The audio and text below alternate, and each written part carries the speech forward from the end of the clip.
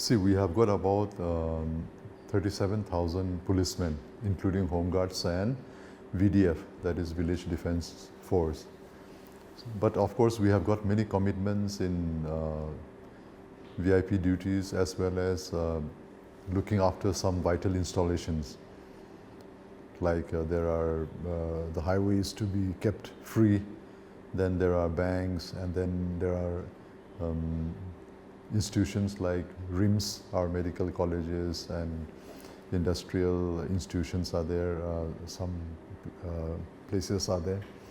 Then some important bridges are also there which we have to secure. So in that way, and then remote places to show our dominance, we have to maintain certain posts. So all those commitments we have, and of course the VIPs are there because of the problems of extremism, terrorism in the state. We have to secure our VIPs as well as places like our assemblies and important offices like our secretariat and other things. So these commitments of course take a lot of persons away in the work, but at the same time we are doing our best. 300 companies are expected for this elections. Already over 100 have arrived, and they are distributed to the various districts according to the need and according to the poll violence and other security considerations. Then of course we have got the polling stations, and each polling station will be manned only by the forces that are from outside, that is the central paramilitary forces. So the state police will not be used in that, but we will be dominating the area, as well as any law and order problem which arises during the election, that will be tackled mainly by the state police. But the polling stations will be manned by the central paramilitary forces, which is a recommendation of the ECI, as well as they are supposed to be more neutral coming from outside. So this is in broad the preparedness of the police, but at the same time the army and the Assam Rifles are also doing a lot in helping us out. Especially the Assam Rifle is dominating and securing our borders.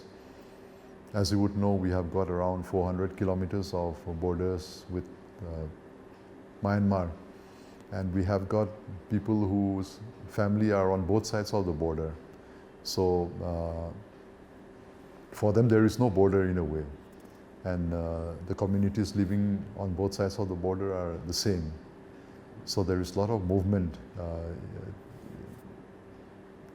and the movement is of course it's a family type of movement, as well as going to the fields and working in the jungles, those type of movements. But at the same time the UGs also, underground people also take advantage of this, and they also move along the borders. And since it is so big and so porous, we cannot have a checkpoint at every place, and sometimes you will find tens of kilometers which are not guarded at all. And these are the places that become vulnerable, and these are the places which the UGs use for crossing over and coming into our territory, or committing something this side and then going back to the Myanmar side. So they are doing their best, the Assam Rifle and the army. We are thankful to them.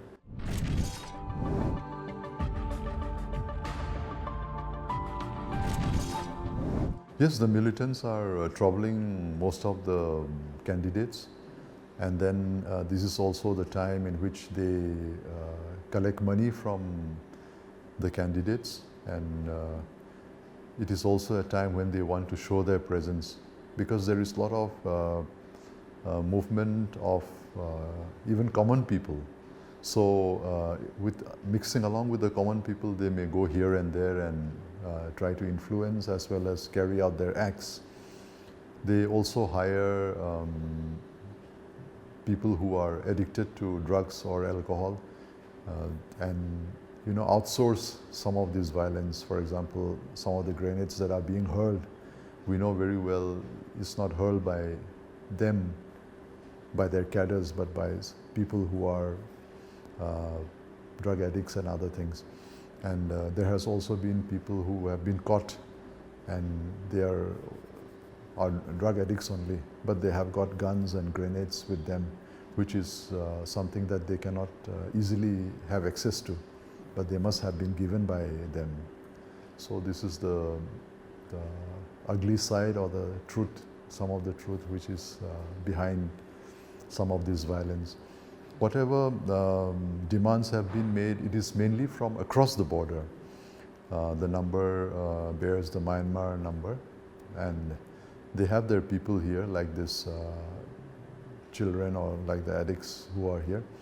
They use them and sort of keep up the pressure through them, but they hardly come this side.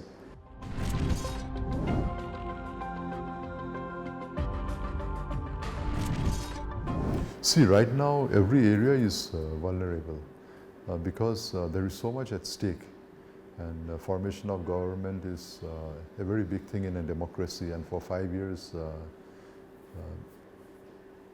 you are choosing a government, so everybody wants to benefit from it, and the UGs are also no exception. And since they are not under direct control of any law or any other authority, they sort of feel free to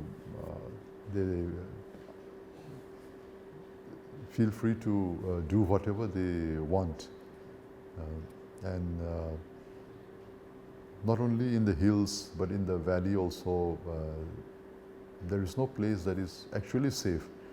But at the same time, having said that, it is also not so bad that they are controlling everything, but where there is less of security, where there is places, where there are places which are remote, there they definitely try to sort of stamp their influence. That of course they do.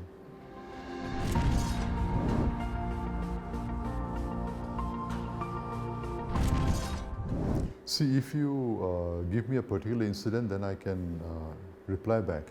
But if you are referring to the Herok incident, I must tell you, maybe you do not know, because this may be according to the way the case is investigated, and it may be not much publicized in the papers. But after one person was killed in Herok, we have arrested all the other 6 people who were on that night present there, and they have been sent to the prison. Don't forget to like, share, and subscribe to EastMojo. For any queries, put them down in the comments section below and press on the bell icon for notifications.